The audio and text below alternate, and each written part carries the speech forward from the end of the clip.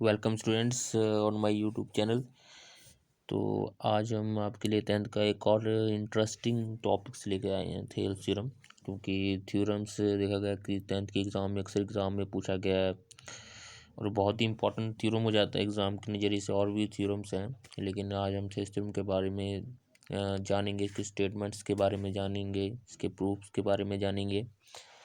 और अक्सर देखा गया है कि बच्चे जो थ्योरम से बहुत ज़्यादा डरते हैं, जो कि आज उनका डर मैं ख़त्म कर देने वाला हूँ। बिल्कुल बहुत ईजी थ्योरम होते हैं, तो सबसे ज़्यादा एग्ज़ाम में जो चीज़ ईजी होती है ना, वो थ्योरम से होते हैं दोस्तों। और नंबर भी हमें उनसे काफ़ी ज़्यादा मिल जाते हैं एग्ज़ाम में, ठीक है।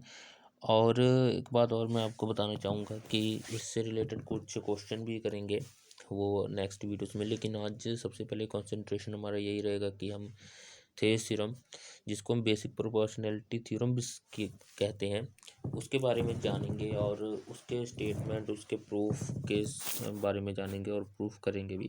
कभी कभार देखिए एग्ज़ाम में ऐसा होता है कि सिंपली आपको थेल्स थ्योरम दे देता है और उसका स्टेटमेंट भी फिर आपको खुद लिखना पड़ता है, प्रूफ भी खुद लिखना पड़ता है, ऐसा भी दे सकता है।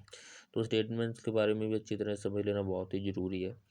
लेकिन कभी कभार ऐसा होता है कि स्टेटमेंट दे देता है, हमें सिर्फ प्रूफ लिखना पड़ता है, तो थोड़ा सा इजी हो जाता है हमारे लिए। लेकिन स्टेटमेंट भी इसका बहुत ज़्यादा इजी है, तो आइए उसके बारे में जानते हैं, स्टेटमेंट के बारे में। जैसे ये स्टेटमेंट हमें दे रखा है, कहता है if line drawn parallel to one side of triangle. कहता है एक जो ट्रायंगल है उसके एक साइड, कोई भी एक साइड के पैरेलल एक लाइन खींच दी जाए, intersecting the other two sides in distinct point. जो कि उसके दो, ट्रायंगल की कितनी साइड होती हैं? तीन। एक साइड के तो लाइन पैरेलल खींच दी, बची दो साइडें, दो साइडों को इंटरसेक्ट करे, डिस्टिंक्ट मतलब अलग अलग पॉइंट्स में। Then the other two side are divide in same ratio. तो दोनों जो साइड हैं वो सेम रेशो में डिवाइड हो जाए। कहने का मतलब क्या है, ये एक डायग्राम से समझेंगे।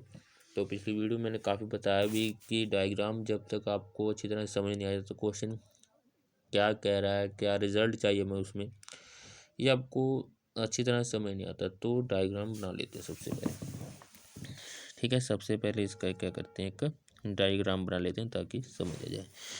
तो देखिए सिंपली हमें क्या कह रहा है कि एक ट्रायंगल है, ठीक है। ये ट्रायंगल है, इसको ए बी सी नाम दे देते हैं। ए बी सी नाम दे दिया मैंने ट्रायंगल को। तो इसके वन साइड के पैरेलल एक लाइन खींच देते हैं। मान लेते हैं ये वन साइड के पैरेलल एक लाइन खींच दी मैंने, इसको नाम दे दिया मैंने एल एम, इसको नाम दे दिया मैंने एल एम नाम दे दिया। आप कोई भी नाम दे सकते हैं, कुछ भी दे सकते हैं, ठीक है। मैंने सिंपली एल एम नाम दे दिया। अब इसका कहने का मतलब क्या है, ये हमसे प्रूफ क्या कराना चाहता है। कहता है कि जो एल एम लाइन है, आप देख रहे हैं ये एल एम लाइन है, ठीक है, ये बी सी के पैरेलल है। ये एल एम लाइन ये बी सी के क्या है, पैरेलल है। मतलब तीसरी साइड के, मान लेते हैं एक साइड के पैरेलल होगी। इसने दो साइड को इंटरसेक्ट किया, किसको? इसको ए बी को इंटरसेक्ट किया एल पर और ए सी को इंटरसेक्ट किया एम पर। तो इसकी कंडीशन तो हमने फुलफिल कर दी कि एक साइड के पैरेलल खींच दी और दो साइडों को डिस्टिंक्ट पॉइंट में इसने काट दिया एल और एम पर। अब हमसे प्रूफ क्या कराना चाहता है, प्रूफ कह रहा है कि जो ये इसने दो साइडों को काटा उसको इसने सेम रेशो में डिवाइड कर दिया। मतलब कहने का मतलब क्या है, सेम रेशो ए एल और एल बी का जितना रेशो बनता है वही रेशो ए एम और एम सी का भी बनना चाहिए। वही रेशो ए एम और एम सी का भी बनना चाहिए, ठीक है। तो ये सेम रेशो होगा। मतलब इस लाइन ने क्या किया, इसके दो साइडों को सेम रेशो, सेम भागों में बांट दिया। कहने का मतलब ये जितना इधर का रेशो बनेगा लेफ्ट हैंड साइड का, उतना ही राइट हैंड साइड का रेशो बनना चाहिए, ठीक है।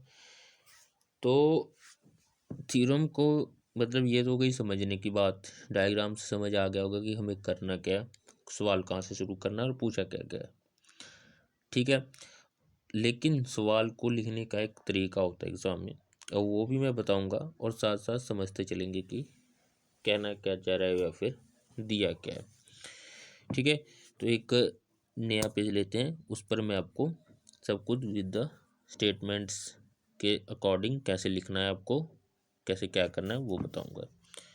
ठीक है, चलिए स्टेटमेंट्स आई होप आपको समझ आ गई होगी वहाँ पर। तो यहाँ पर सिंपली मैं लिखूंगा यहाँ पर गिवन कि मैं दिया क्या हुआ है इस क्वेश्चन में।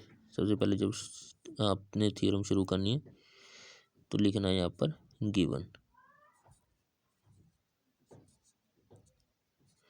गिवन गिवन में हमने दिया गया था, हमको एक ट्रायंगल दिया गया था। वी हैव ट्रायंगल लिख देंगे, वी हैव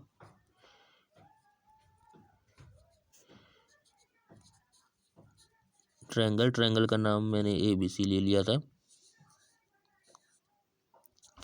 यहाँ पर लिखूंगा इफ,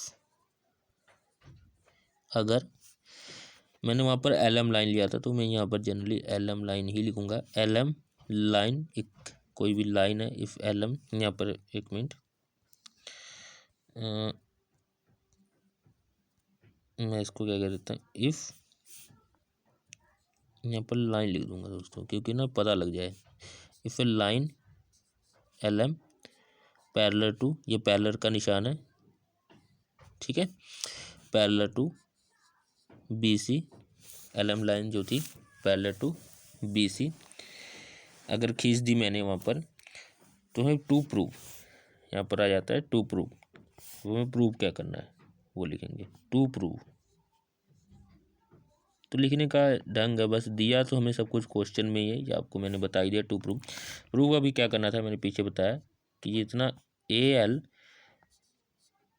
और LB का रेशो बनेगा उतना AM और MC का रेशो बनना चाहिए, ये हमें प्रूव करना है। ठीक है, तो ये हमें प्रूव करना है, इतना लिखना है। ठीक है, अब देखिए दोस्तों वहाँ पर जो ट्रायंगल था, मैं ट्रायंगल एक बार यहाँ पर भी बनाऊंगा कि आपको अच्छे से समझ आ सके। ये ट्रायंगल था हमारा ABC, ट्रायंगल का नाम लिख लेते हैं ABC। इसको हमने यहाँ पर एक लाइन से इसको पैरेलल खींच दिया था BC की लाइन, जिसने दो भागों में बांट दिया था AB और AC को, एक L पर एक M पर। अब मुझे यहाँ पर थोड़ी दोस्तों कंस्ट्रक्शन भी करनी है, ठीक है, क्योंकि किसी भी थ्योरम को प्रूव करने के लिए थोड़ा बहुत अपनी तरफ से जिस लाइनों को खींचते हैं हम उसको कंस्ट्रक्शन कहते हैं। तो जनरली कंस्ट्रक्शन भी इसका बहुत ज़्यादा ईजी है। क्या करूँगा, देखिए M से एक मैं परपेंडिकुलर खींचूंगा AL पर, M से मैं यहाँ पर परपेंडिकुलर खींचूंगा AL पर, इसको नाम दे दिया मैंने X। और इसी तरह L से एक परपेंडिकुलर खींचूंगा AM पर, इसको नाम दे दिया मैंने Y, को नाम दे दिया Y। और नीचे लाइन को ज्वाइन कर दूंगा B और M को ज्वाइन कर दूंगा L और C को ज्वाइन कर दूंगा। तो ये जो हमने कंस्ट्रक्शन की है इसको लिखना भी पड़ेगा यहाँ पर, ठीक है, लिखना भी है। तो यहाँ पर कंस्ट्रक्शन लिख लेते हैं, यहाँ पर मैं कंस्ट्रक्शन लिख लेता हूँ, कंस्ट्रक्शन पा देता हूँ, ठीक है, कंस्ट्रक्शन लिख लेता हूँ। तो मैंने क्या किया, कंस्ट्रक्ट क्या किया है मैंने MX, ठीक है, ये M है, एक मिनट यहाँ पर थोड़ा सा लिखने में थोड़ा सा वो हो रहा है। कंस्ट्रक्ट क्या किया है, ये M और X ये मैंने परपेंडिकुलर खींचा AL पर। इसी तरह से एक मैंने परपेंडिकुलर लिया था LY, वो मैंने लिया है AM पर, ये मैंने खींचा। और एक और कंस्ट्रक्शन किया जो नीचे वाले ज्वाइन किए, इसको भी इधर लिख लेंगे। क्या किया मैंने, ज्वाइन किया है। ज्वाइन किया किसको किया है मैंने, BM को एंड LC को। ज्वाइन किसको किया, BM को और एल सी को। ठीक है, बी एम और एल सी को मैंने क्या किया है, ज्वाइन किया है। अब यहाँ से देखिए सब ये जो थ्योरम है ये पूरी की पूरी एरिया ऑफ ट्रायंगल के ऊपर डिपेंड है, एरिया ऑफ ट्रायंगल के ऊपर डिपेंड है। तो आइए नेक्स्ट पेज लेते हैं। ठीक है, यहाँ पर देख सकते हैं कि वही वाली ट्रायंगल मैं एक बार फिर से बना लेता हूँ ताकि आपको बार बार हमें पीछे ना जाना पड़े, यहीं से आपको सब चीज़ समझ आती रहे। ठीक है, यहीं से आपको समझ आती रहे। यहाँ पर ए बी सी था, यहाँ पर हमने लिया था एल एम, इसको ज्वाइन कर दिया, इसको यहाँ पर परपेंडिकुलर खींचा था, एक यहाँ पर परपेंडिकुलर खींचा था, इसको हमने नाम दे दिया था एक्स और इसको दे दिया था वाई। अब हमें एरिया ऑफ ट्रायंगल के ऊपर ये पूरी की पूरी थ्योरम चलानी है। तो सबसे पहले मैं एरिया ऑफ ट्रायंगल आपको बता देता हूँ कि होता क्या। तो आपने वैसे अर्ली क्लासों में पढ़ा होगा area of triangle, area of triangle, triangle के जैसे मैं निशान बना देता हूँ। तो होता क्या, 1/2 आधार, आधार यानी बेस इनटू हाइट, हाइट मतलब लंब कह सकते हैं, या एच लिख सकते हैं, हाइट एच के लिए बटा 2, बेस, बेस के लिए बी यूज़ किया, हाइट के लिए मैंने एच यूज़ कर लिया। ठीक है, ये होता है इसी कंसेप्ट पर इसके जो मैंने, ये तो एक फार्मूला है एरिया का, एरिया ऑफ ट्रायंगल का, तो इस पर कंसेप्ट पर चलेगा। ठीक है, अब आ जाता है हमारा मेन थ्योरम। ठीक है, थ्योरम पे चलते हैं। थ्योरम पे देखिए एक ऊपर वाली ट्रायंगल है, कौन सी ट्रायंगल है, ए एल एम, कौन सी ट्रायंगल है, ए एल एम, जिसको मैंने ब्राउन किया अभी, ए एल एम। इसका एरिया लिखना है दोस्तों। तो इसका एरिया दो तरीकों से देखिए लिखा जाएगा।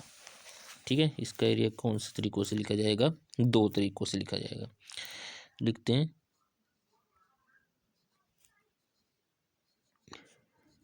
Area of triangle A L M. ठीक है, ये दो तरीकों से एरिया इसका कैसे लिखा जाएगा वो मैं आपको बता देता हूँ। देखिए 1/2 आधार, आधार देखिए, आधार में अगर ए एल को मानूँ, आधार किसको मानूँ, ए एल को मानूँ, आधार किसको मान लेता हूँ, ए एल को मानूँ।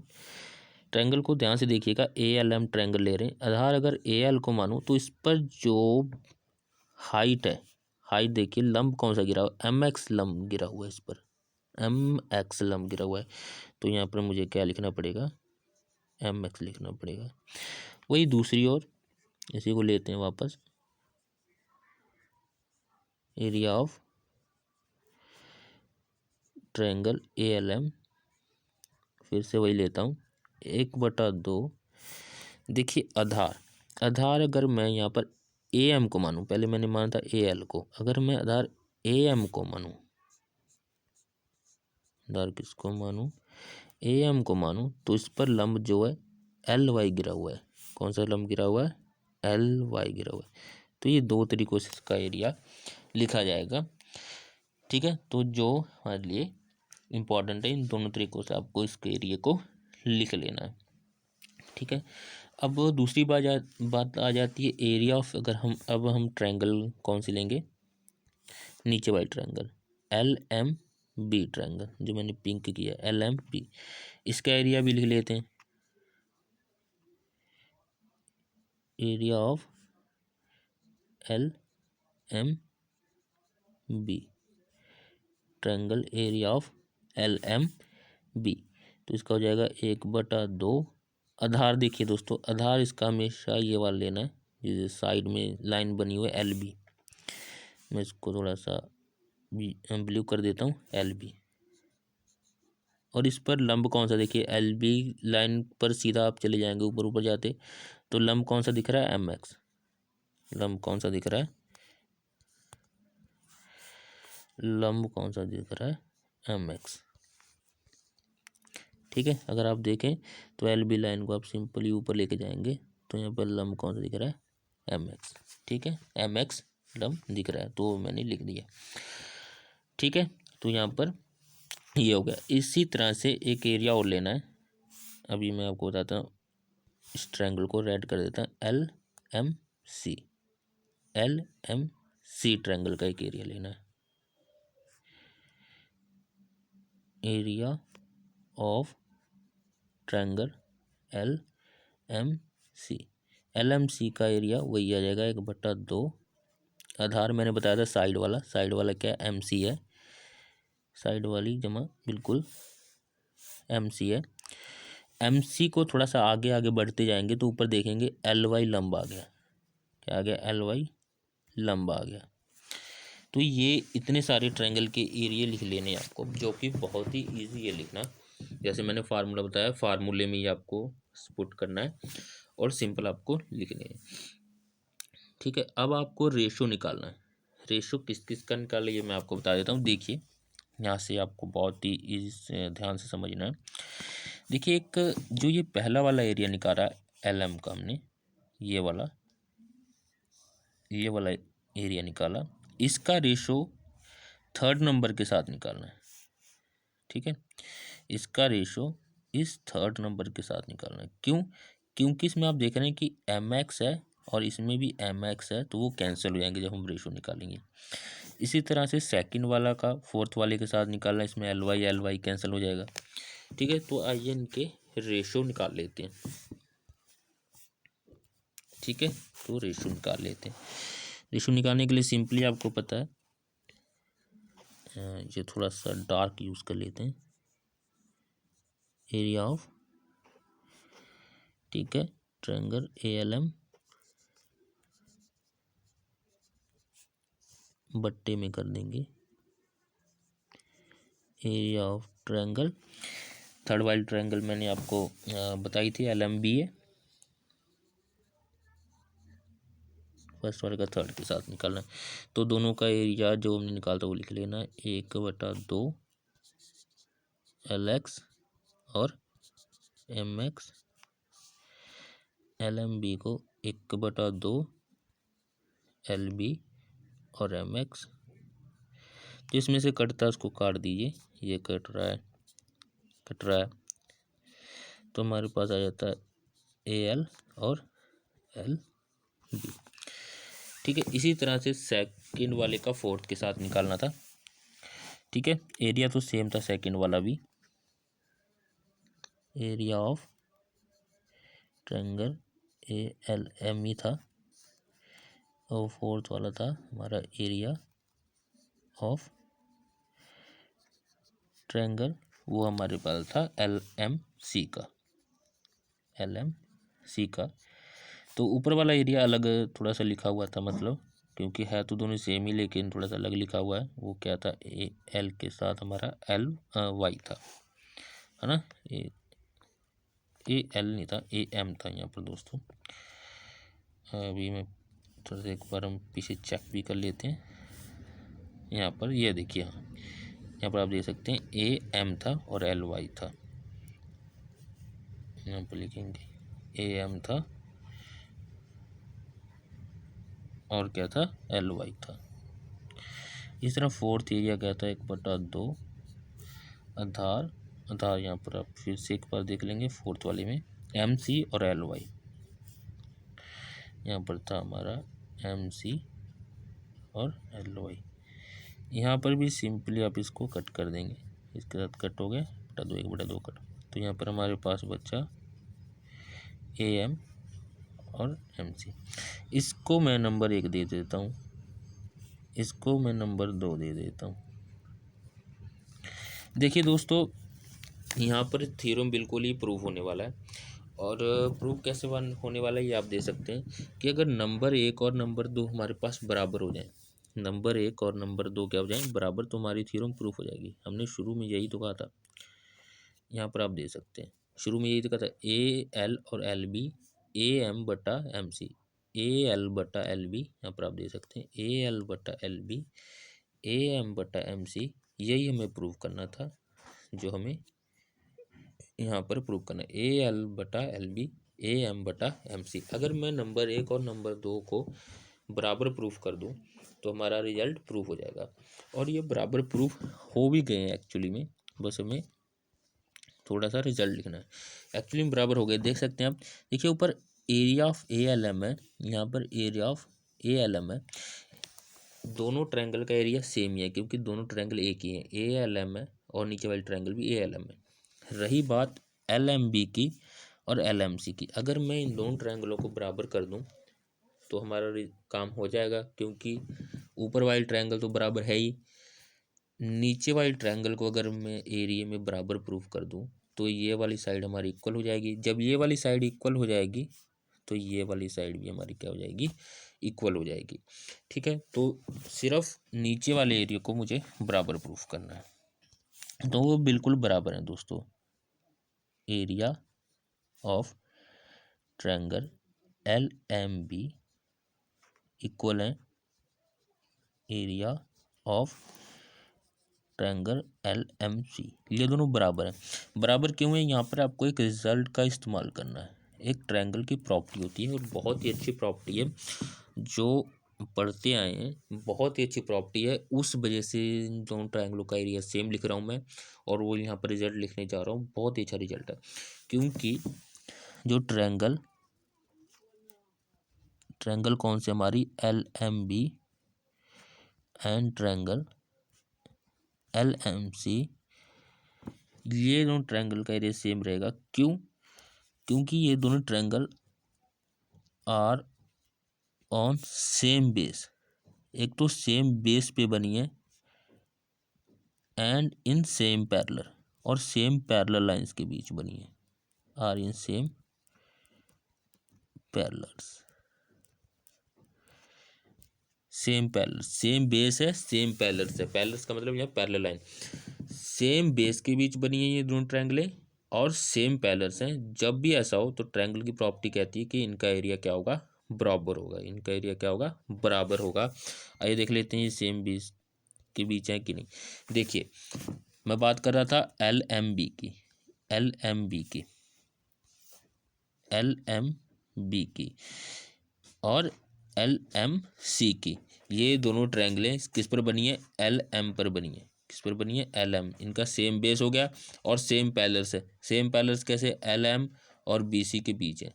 दोनों ट्रायंगलें एक ही पैरेलल लाइंस के, मतलब सेम पैरेलल लाइंस के बीच में ही बनी है और सेम बेस पे। सेम बेस इनका कौन सा हुआ, LM, और पैरेलल लाइंस के बीच बनी है, सेम पैरेलल लाइंस के बीच बनी है, तो इनका एरिया क्या हो जाएगा, बराबर हो जाएगा।